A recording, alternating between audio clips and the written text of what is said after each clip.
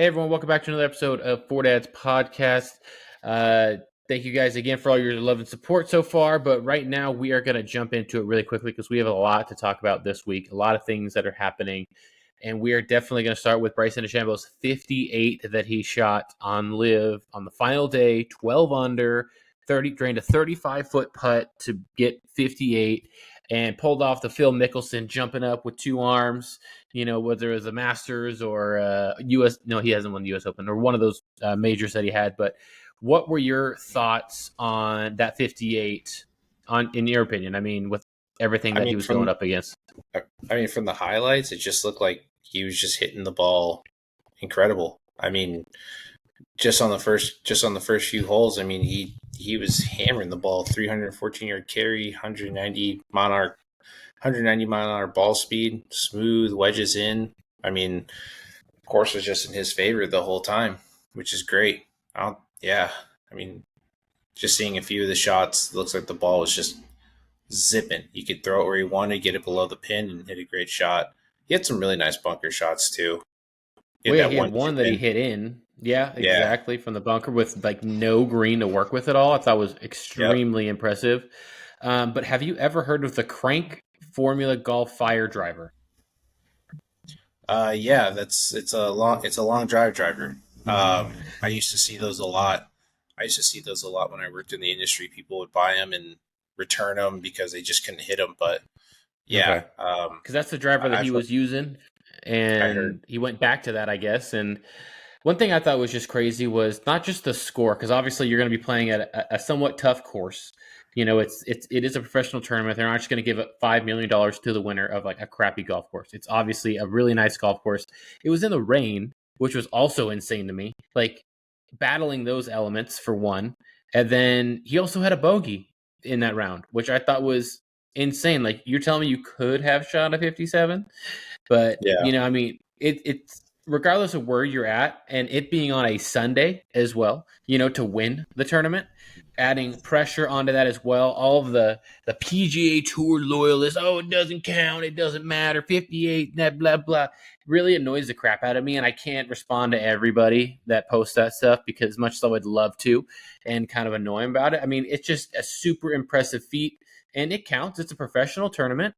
It might not be a professional tournament that PGA Tour loyalists are happy about or happy to see, but I mean, I think it should go hand in hand with what's his name, Jim Furyk's 58.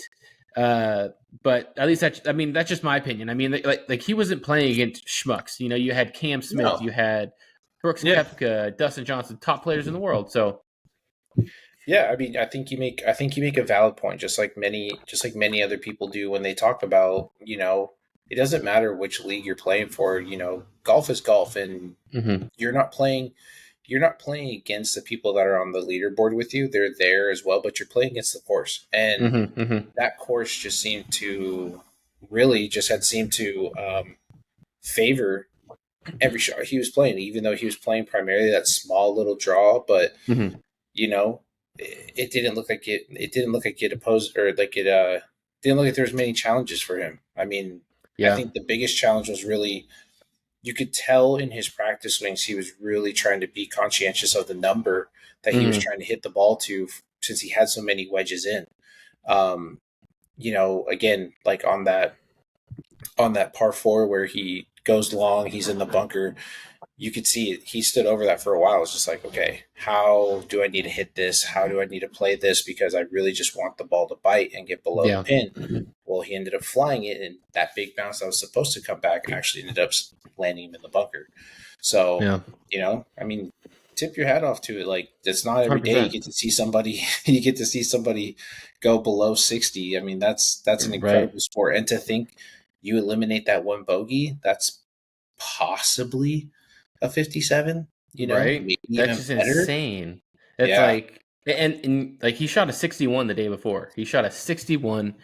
He ended up winning the Live tournament by like 6 or 7 strokes, which was like a record. But people were asking him, like, oh, I heard, you played from the women's tees, or from like the close up tees or whatever, a lot growing up to get used to scoring.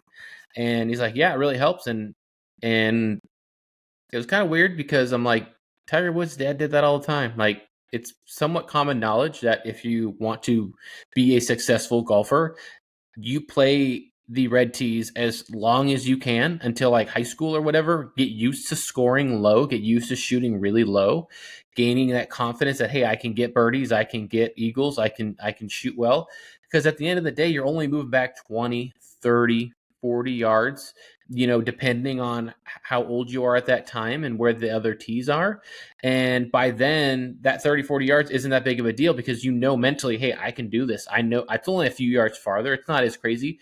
And honestly, I would love to make a video of just playing the reds just to see how low I go. I probably would shoot 80. I probably would F it up. I probably would get too confident and not think about too many shots as or take too many shots as seriously as I should or something.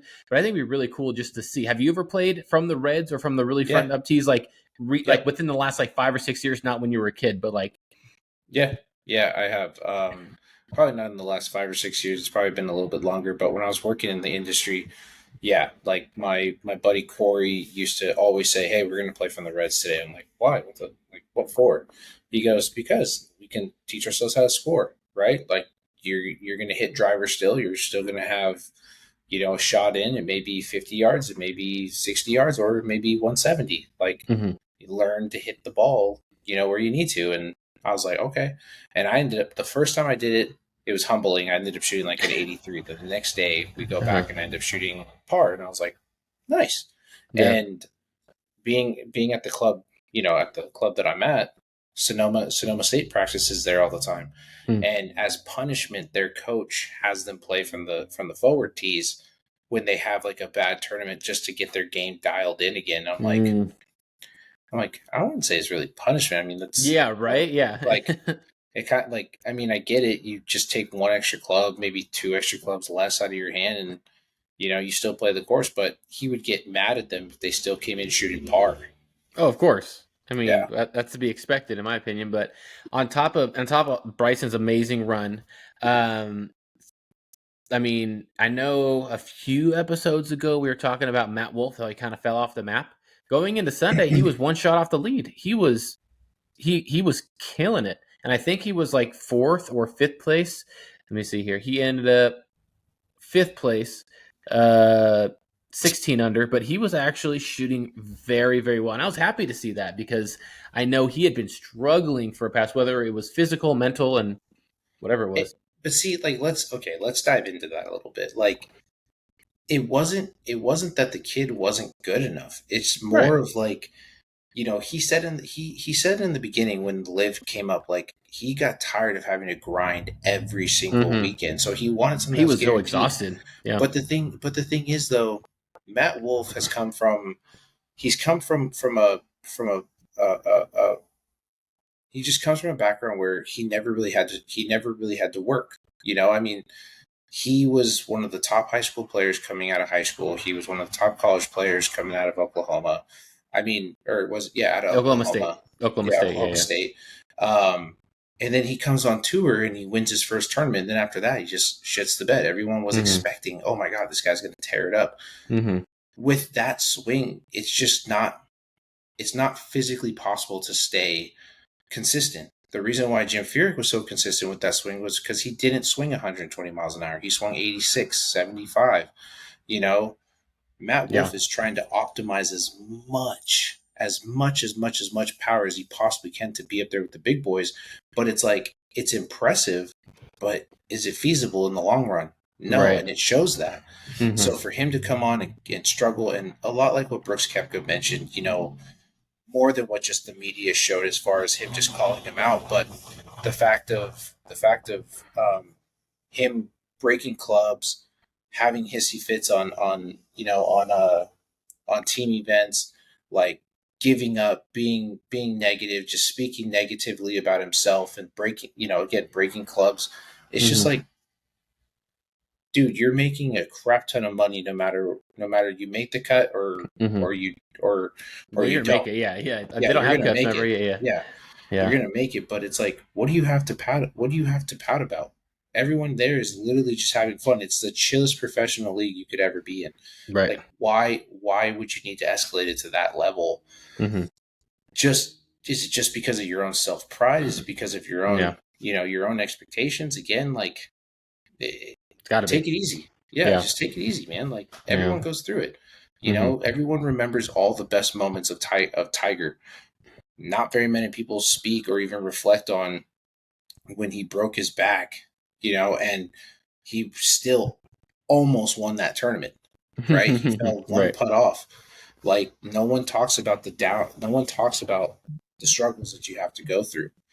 It seems like everyone's forgot about Dustin Johnson, how crappy he was when he first came onto the scene. I mean, yeah, the guy hit it far, but he had no short game. The guy really couldn't putt very much. Now here he is. Yeah. He's finally dialed it in. Yeah. It's a process, man. Like, oh yeah, just because you were top dog doesn't mean you're going to stay up there. You are playing with the best players in the world, so you're like, it's very, very small things that need to be adjusted. Right, yeah. Like professional sports is definitely the ultimate equalizer and humbling. Makes you humble real quick, showing you that, hey, you can do that for so long, just like you see like in the NFL, right? You see a quarterback that is either just smarter than the opponents or he's just more athletic. Growing up in high school, college, you have those 5-star, then they do well like at Ohio State or Alabama, they get to the pros, and then you got to work just as hard off the field as you do on the field.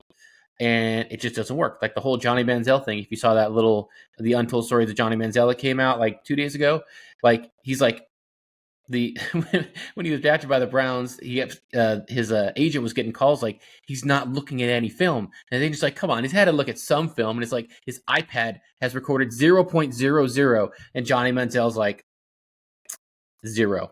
I didn't look at any film. He's like, I just played on Sunday. It was kind of like his friends were saying that like it was like his side gig was football. He was just really good at. He was a frat dude at heart, but he just was really good at football, and he did that as a side. He was just so athletically gifted that's what it was. And sometimes you won't have another LeBron James where you have that much talent plus that much like body, like where you're 6'8", you're a big dude, like you're gifted physically, plus you have all of the passion to do the best that you can, treat your body like an absolute temple, pay millions of dollars a year. Like having all of those things in one person is so rare. You usually have, the skill and maybe the passion, but the size, and you could have like a Lionel Messi who's like 5'6", but honestly, probably the greatest soccer player of all time because he's just so gifted. But imagine him in Ronaldo's shoes. He could have been better than Ronaldo if he was bigger than Ronaldo, but we'll never know.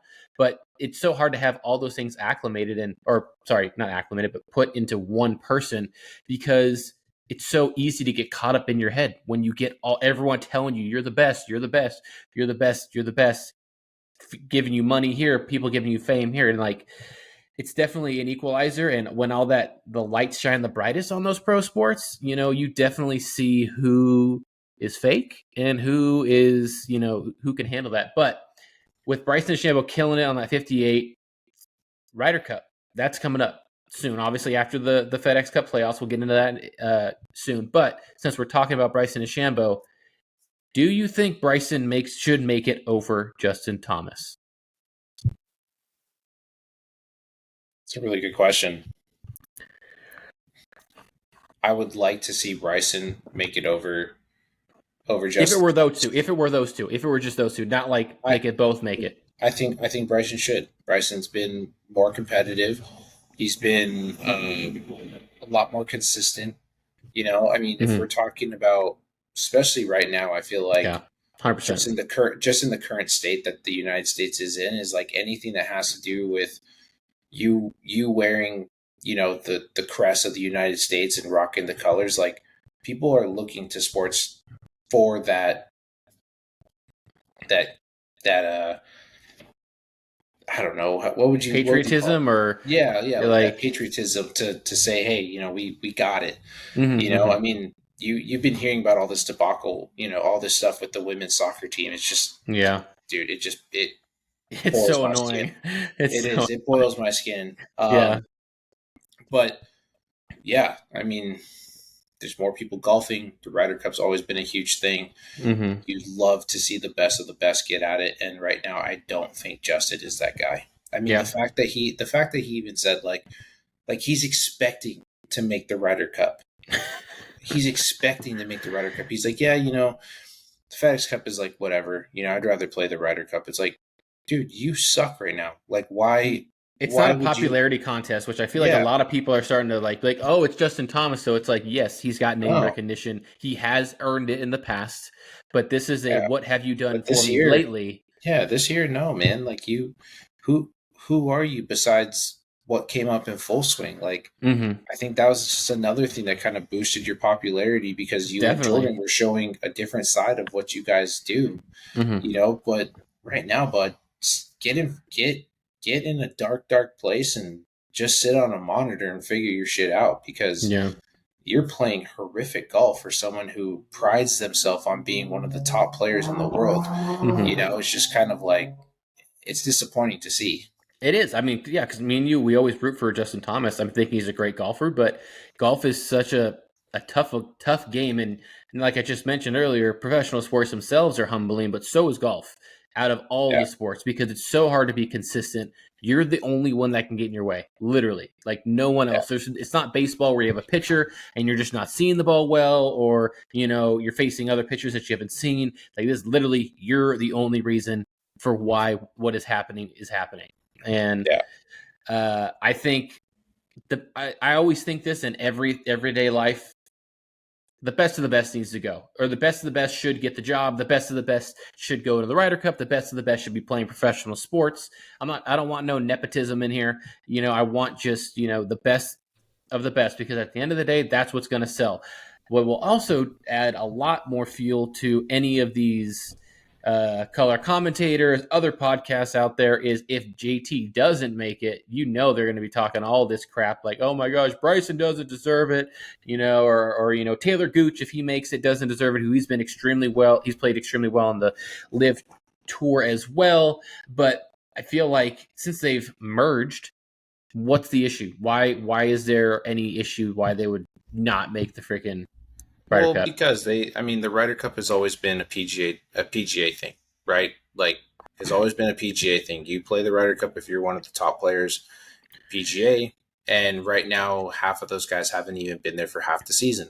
So it's probably not so much something that is like frustrating to the players because they all hang out. You hear them talk about all the time how, oh yeah, Koepka's over in Jupiter, Florida. I just played with Jordan and Ricky the other day, right? Like they're still cool.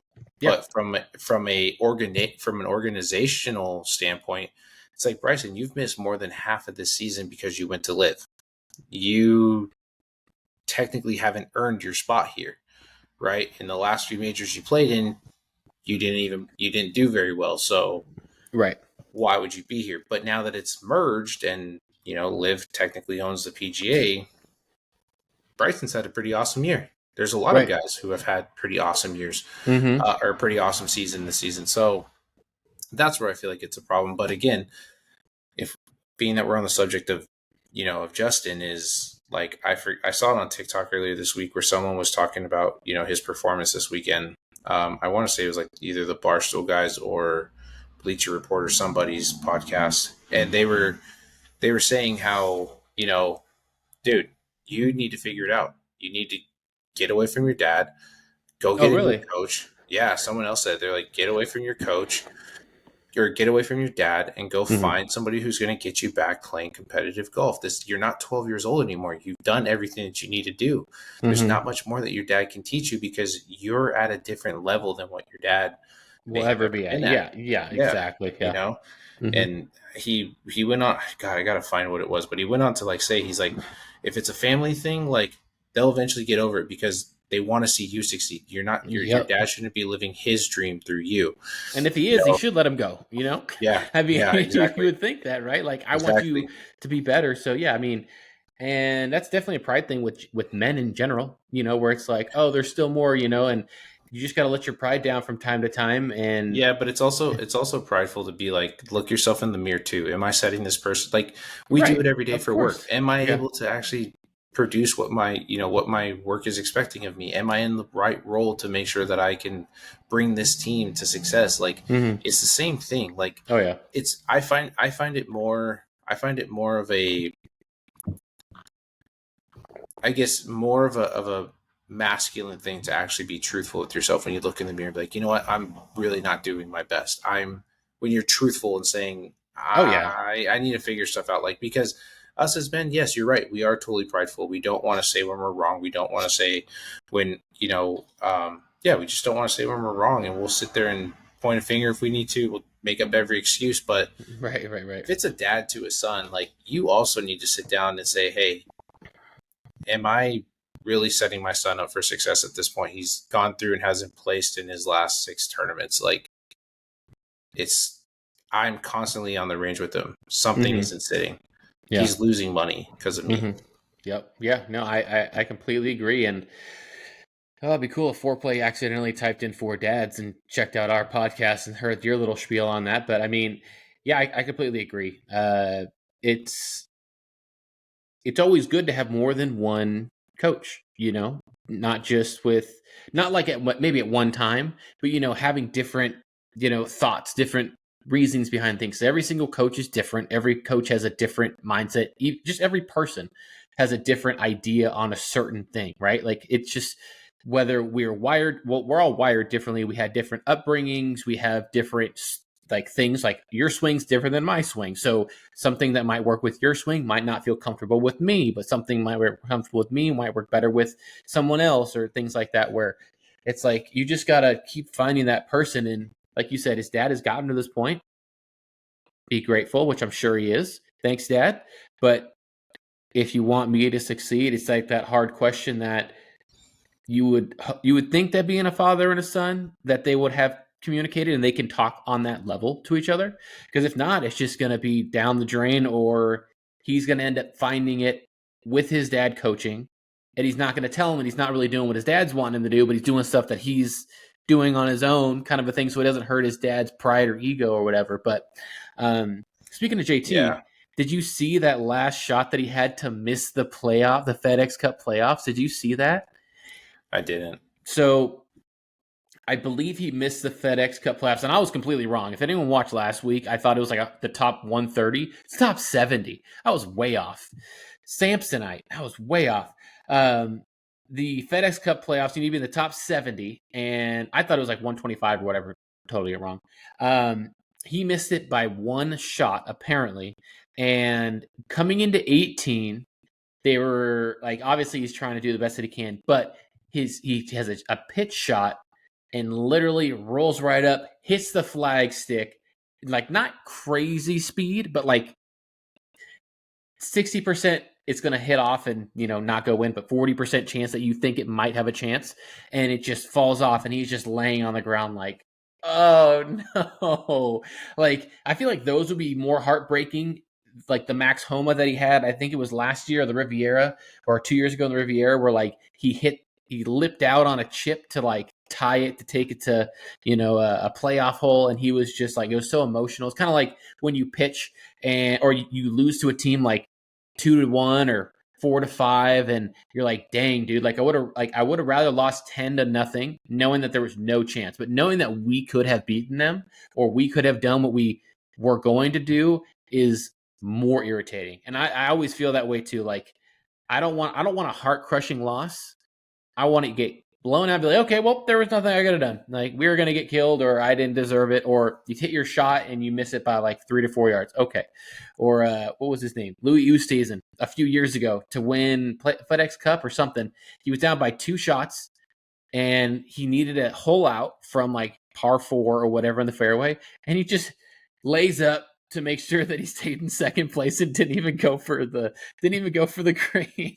And everyone's like, okay, well, it looks like, I guess he just wanted to make sure he got that money. Okay. Wasn't going for the win.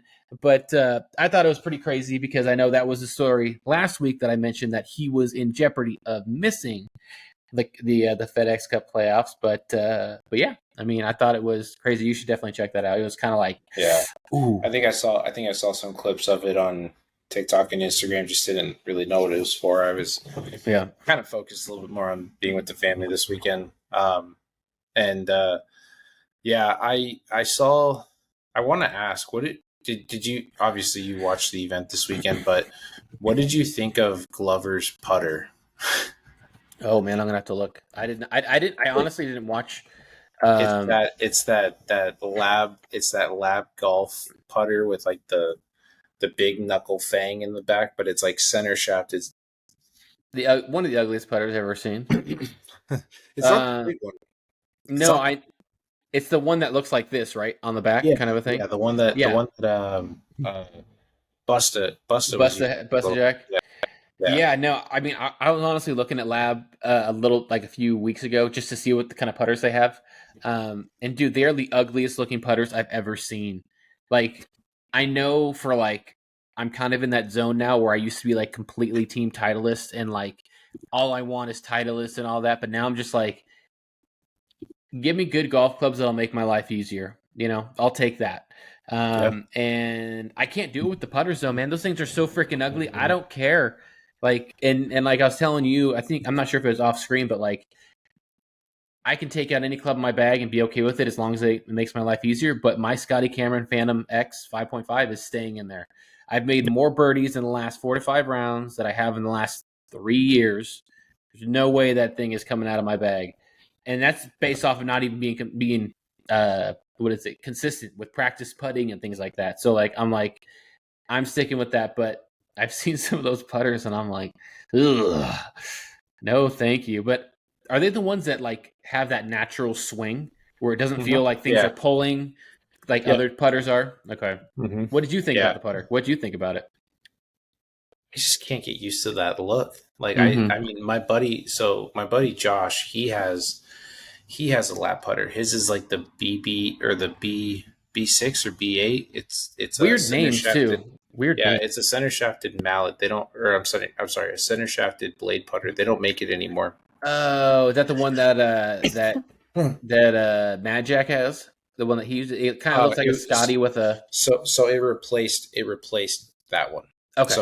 So that putter that Bad Jack plays replaced the one that he has. Okay. I think that was one of the nicer ones that they had. I actually would work that one, and every time I roll his, I'm like, dude, this is money.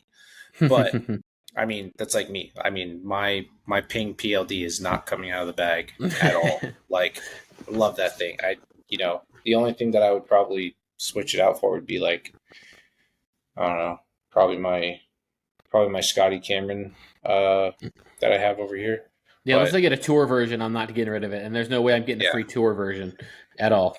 Hey, you never know what you might find on eBay. Sometimes people put up stuff that they don't even realize what they have. Fingers crossed. Yeah, but no, man. I mean, to your point, like, didn't Herschel have like a super good round this weekend too? Didn't he shoot somewhere? Billy Herschel. I thought you were saying Clayton Kershaw. I was like, what? Herschel. Yeah. Billy Herschel, he actually did really well this weekend. I forget what he placed in, maybe top 2, 3. But from where he was a few months ago, like literally crying and being like so broken down by like how his golf had been the previous few, rounds, shooting in the 80s, I think. Like just was off. Found something, and I'm happy for the guy, he pulled out a 62 or something on like a Saturday, I think it was. He was like tied for 23rd and came out and fired off a 62. Dang. He's I don't know. He's just one of those golfers. Hot and cold. So hot or cold. Yeah. I was gonna say he's one of those players that's just on or he's completely off. Mm-hmm. Yeah, and he's always trying to fix something in the middle of his round too, which like to me is just like, what are you doing? That's like me. It's like I'm literally like, okay, I shot 1 under for the first time in my life, and I'm like, okay, well, I gotta work. I gotta do this. I need to do this with my swing, and it's just like, what are you doing, man? You don't have the time. Speaking of, let's talk about yours and I's golf. So this weekend, I messaged you saying, hey, I'm gonna do a video of me shooting, trying to break 75. I hadn't touched my clubs in 3 weeks, right? Dude, I like don't even want to put this video. It was so I went and played Bodega Bay. Really nice course. It's literally right on the beach. Like the whole time, you're just looking at nothing but the beach the whole time, or the ocean. Yeah. It was one of the most perfect days I've ever played this course. Like normally it's howling wind. Everything you're hitting is like you're sawing off a 3-iron, you're sawing off your driver, just trying to hit low piss missiles. And I played I felt like I was striking the ball well, but then I had some shots and some putts. I think I had like 6 3-putts on the round, and the greens were really slow. Like I just couldn't tell get used to them. Yeah, I couldn't tell myself to hit it harder. Right? There's no way it's going to be that slow. Literally. Oh my gosh. But I had some great highlights, like on number 9. Wind was actually just slightly into our face. It's playing 350, little elevated tee box. These guys are on the green. I'm thinking, okay, yeah, I'm just going to go ahead and rip it. I absolutely annihilate this golf ball. I mean, I hit it and I'm like, wow, that ball took off. And I'm watching it and it's going and I'm like, wow, why is it still climbing? Right? It's going. Dude, the pin is on the front left part of the green. I carry it to the back right side of the green.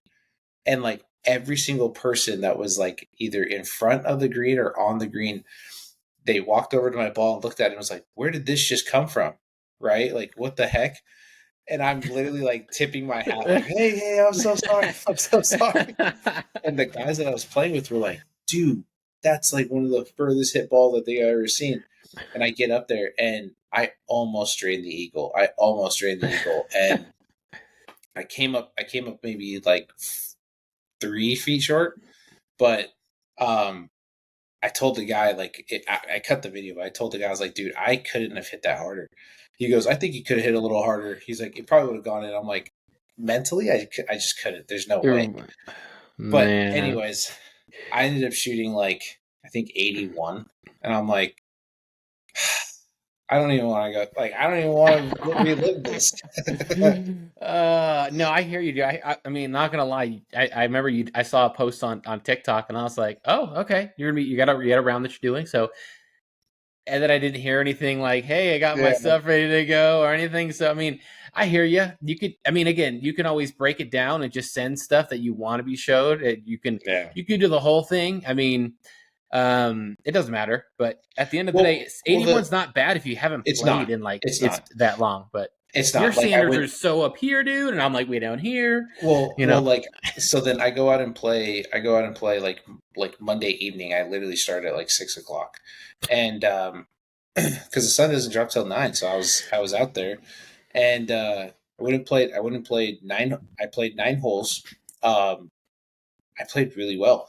I ended up shooting 2 over, and I was like, yeah, just a few putts that just didn't fall for me. Like, that's all right, you know. But I felt like maybe I should just go play the back too. Like, I felt like I was starting to catch fire because I drove to the front of the green on 9, chip up, make my birdie. It was like perfect, and I was like, oh man, I'm feeling something. I was like, no, I gotta get home. Gotta help Isis with Adelina. Like, gotta be a dad. So yeah. Oh man, this weekend I wasn't really able to do too much. I went to the range on Sunday during Carter's afternoon nap, and one thing that I've realized is like I've played in like 105, 106, and like I can handle it. It's not that big of a deal, in my opinion. It's obviously really hot, but it's dry and it's doable. And I rather would play in hotter temps because I know that course is going to be open. In the range, it was literally just me out there, man. And it was freaking amazing. I could do whatever I want because when you go and it's like tomorrow it'll be like 91, 92, you're going to have like so many people out there.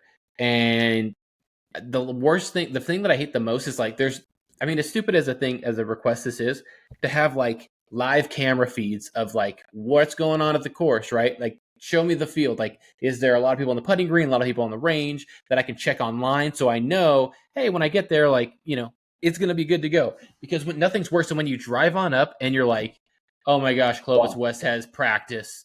Or, like women's Clovis North are playing against, Buchanan, and like there's like 30 girls out there, or there's like an event that they're hosting, and it's just like, oh my gosh, I can't chip, I can barely putt, there's not room on the stuff, and I'm just like, oh, this is annoying. But now I prefer going to the days. Why don't you just go to Copper River? Because you're not allowed to go there for... Who says? Who's going to come up to you and check you and say, hey, are you a member? Well, how do I get the... Well, I'd be like, how dare you? Well, the thing is now, probably since you've been here, they do have it's gated now. So you literally... Yeah, it's always been gated. No, with like a cop. No, that's new. Like they didn't have a gate. You had to drive all the way in. Like when we got married there back in 2019, there was nothing, but they actually built an actual like little gazebo area for like a cop to sit in there for you to go on in. You have to like say what you're there for, and then you're allowed to go in now. They've become like completely private. I would just be like, yeah, I'm here to meet my friend for lunch. And then just fucking go on to the range. You're kicked out of here. Well, I don't go here anywhere. So, all right, man, whatever. You're going to pay for those range balls. No, I'm not. No, I'm not. Yeah, my hat is totally my hat. Yeah, dude. I don't know. I mean, I just remember. I remember when I used to go. Obviously, when I would come down to Fresno a lot, I would go down there and like. I believe his name was Bryce. His name was Bryce. He used to work at Fig Garden, and then he started working over there. And every time, like, he would see me, and I just like tip my hat. He'd be like, "Oh yeah, go ahead." I was like, "Sick." Get to go. Just get to go hit. Not today, Julio. No. Yeah. No, Julio, not today. That's literally how it was. Like sometimes you'd be like, "Do you want to go?" He's like, "Do you want to go play?" And I'd be like, "Sure." He's like, "Come get a key." I'm like, "Okay." I go get a key. And then he's like, "Yeah, we got some schools over there." He's like, you just rolling out there. It's just not gonna, the whole range is full. He's like, why don't you just go play? I'm like, all right, cool. And then I'd take the cart, and then I'd go to the first tee in the starter, not their starter, but like the outside guy. I'd be like, oh, yeah, what time is your tee time? I'd be like, Bryce just put me on. He's like, let me see if the group wants you to squeeze with them. I'm like, yeah, don't worry. If they don't want me to, it's no big deal. And then I would sit there and literally just like tell people like, oh yeah, how long you been a member? I'd be like, oh, coming up on like, 2 months. Like, oh really? Haven't heard. What's your name? Like about 2 days. I literally would have like a different name all the time. I would use like my ex's dad's name. I'd use like the uncle's name. I'd just make up something like Mike Johnson. And they'd be like, really? Or I'd be like, yeah, Jose Gutierrez. They'd be like, what? Oh, okay. And they call you Jose. You're like, Jose. Oh yeah, what's up? Yeah. Yeah, that's me. Yeah. Oh, that's hilarious. Then, I never had anything like that, but I did have a guy who was like, Jose, I think I found your ball up here. And I was like, what? I was like, what'd you call me? And then he goes, it is Jose, right? And I'm like, oh yeah, sorry. I was like, my first name's Juan.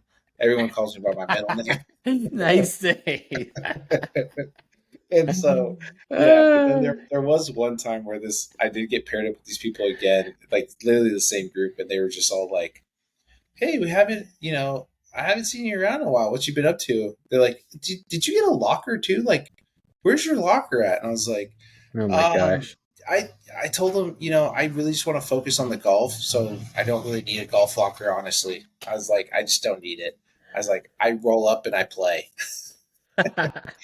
Yeah, it was pretty funny. Oh, that's freaking sick, dude. I need to try that. I need to get the balls. First, I got to find out who this Bryce guy is, and then DM him. I don't think he's there anymore. I don't think he's there. All right. Yeah. Darn. Okay. But I do. The best place you should go is like San Juan. San Joaquin. San Joaquin is easy to get onto if you want to just go to the range. You can literally just pull in. No, park. You can't. You got, dude. They have a gate. They literally have a gate. The last time I played, have gates. Dude. The last time I played with Ryan Cox 2021, I think. The big cock. Well, yeah. Yep. with Kyle Lowen, and I literally drive up there, and I'm like, what am I supposed to be doing here? No. I was like, it's a gate. How am I supposed to get in? Like, I'm just someone who's joining your group. And then I drive around all the way to the other side, and there's another freaking gate. And I'm like, okay, I guess I got to go in. And I called Brian. I'm like, what do I do? He goes, oh, just tell me you're playing with Kyle Lowen. And then they just let me in. And now he's not even a member there anymore, so I can't use that. But what about Fort Washington? Oh no, Fort Washington has mats. Yeah, no, one I might go check out is Madera Country Club. The only downside is like 30 minutes away. So that's the only downside compared to how convenient, the Dragonfly is. One of my buddies now, Brandon Frazier, he is the head golf pro at Madera Country Club. And he's always like, dude, I'm there on Tuesday. Just let me know. We can play around. Just come on. It's been pretty dead lately. And I'm like, okay, I'm there. Say no more. I feel a cold coming on Tuesday. Don't threaten me with a good time. Right, but let's close this up. This great pod with FedEx Cup playoff predictions. First off, let's go with let's say top 3. Who do you think has the best chance to win it all? Not this next tournament, but winning it all. Out of let's say everybody in the field. I'm not going to give you 2 or 3 players. I know it's been very. I feel like hard right now to tell, honestly. My picks are pretty. My picks are. You're gonna go with the favorites, aren't you? Yeah, I am. But I feel pretty confident about these 2 picks. I feel like it's either going to be between Scheffler and Koepka. I mean, Koepka's playing awesome golf right now, and it looks like Scheffler's. Koepka, he's in live, bro. Oh, I'm sorry. Oh yeah, that's right. He's not. Oh, bummer. Okay, well then in that case, Scotty's taking it all. He's getting redemption for Rory last year. Okay, there's one. Yeah, that's it. I'm just going with Scotty. You're only going one guy. Okay, you're going with Scotty. Okay. Putting all my eggs in one basket. Oh boy. Oh boy. Let me see here. I'm gonna go with.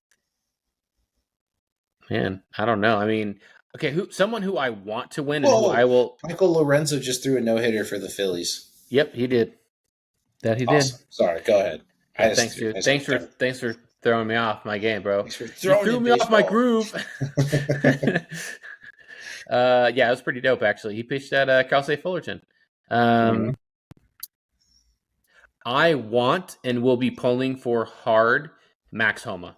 Do I think it's happening? No. I think, honestly, John Rahm will probably take it. And it'll either be John Rahm or Scotty Scheffler, in my opinion, or whoever is number 1 and number 2. Usually that's like with the starter on the last set of 30 or whatever, they have that 10 under start ahead of everybody else.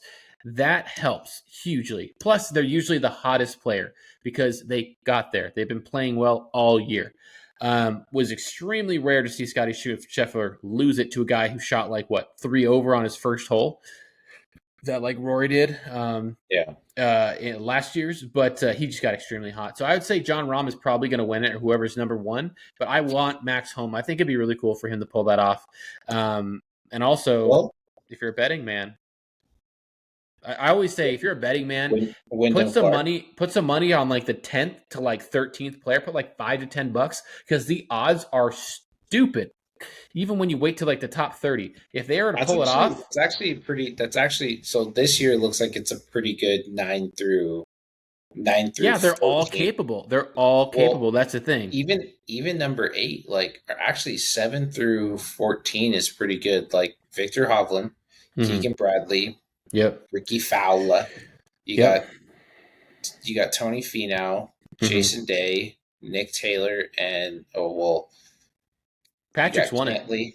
Yeah, Cantley. Even through 16 is not bad with Schauffele. Yeah, I know, but the only downside is that they start with nothing. They're 10 strokes back. I know. So that's the only thing. But yeah, so I think that is a huge difference. I mean, imagine just going into a tournament 10 shots back of the best player. You're like, come on, man, you got this. Keep playing. Keep on trying.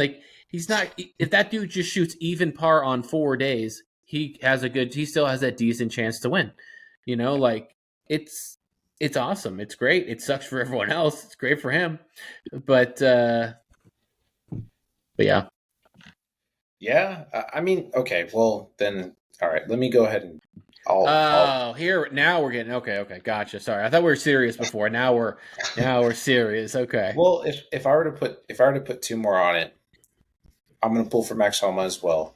My last one is going to be Jason Day. That would be a dark horse, my friend. That would be a insane pull if he could do that.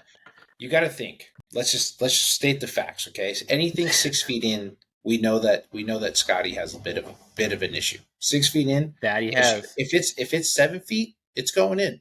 It's just that's just the way he's operated. Quit bringing the tape measure out for every single putt. He doesn't even know how far away he is. That's how he's been playing all year. If it's 6 feet, he's having trouble. Even if it's even if it's 4 feet, he had that one or those two putts that lipped on the high side. He's got to get the Phantom X. Get away from the blade, bro. Back off. Get away.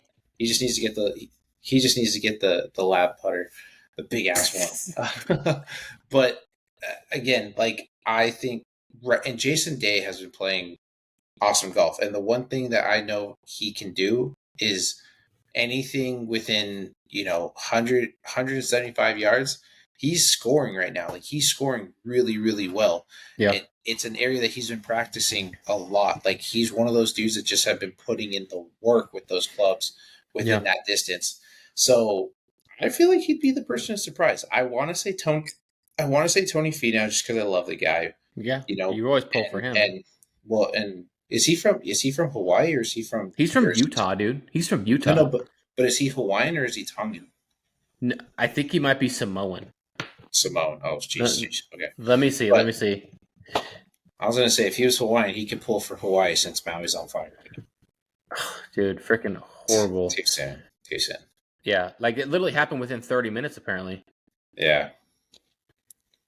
Tony Finau. Yeah, Samoan and Tongan. Okay. As well. So yeah. I mean, I want to pull for Tony, but I just feel like a miracle's got to happen for him. You know, Jason at least is a guy who hits the ball, 280, 286 down the fairway. Former number one, Sometimes puts it at 320, but he's a grinder. The guy gets it done. Yeah. You know? That'd be my guy. Guy gets it done. He gets it done. Okay. Yeah. I mean, that's all I need to say. He's been number one in the world. Yeah. Just stating the facts. But I mean, like you said, like top 16, like there's a chance for potentially anybody there to get hot and make a run. They all are capable. Go over to the casino right now, putting $20 on each person. There we go. You can only win. The 17th place person's gonna win. Ah, you gotta be kidding. Hold on, who's 17? Hold on, let me go look. 17 is Tyrrell Hatton. Tyrrell Hatton. That will never happen. That will never happen. No way he gets up there. There's no way. Siwoo Kim. Right. Oh man. But yeah, I think it's a good spot to end the pod. Thank you guys for watching. Again, we are partnered with Mevo. If you're looking for a portable launch monitor that's extremely accurate, definitely get the Mevo. It is freaking awesome. It's honestly, I think it's $386 right now. They have a $50 off coupon for the month of August, and then you can also use a 15% off code, and that gets you down to about $380. Look at how tiny that thing is. It looks like a little freaking gum box in Julio's hand. It's extremely easy to set up. You just press the button on the side, connect it to your phone when you have the app open, and it automatically starts. It's so easy. It tells you it's connected, tells you when the next shot's ready to go. You can see all your stats on the phone. It's easy to work with. Also, Upside Golf still got the 20% off discount code for dads there as well. And I didn't mention previously, but with Mevo, for dads in the checkout, we'll get you that 15% off. But we have been trying to grow as much as we can. We're trying to reach, I think it's 3,000 for TikTok, so we can do live podcasts, which would honestly be awesome. We're trying to throw out some more golf content. Julio will send me the best shots of his 81 round, and we will dissect those as much as we can and make him look like he shot a 68. And so he did break 75. But thank you guys again for watching, and we'll see you next time. Stay fly and go low.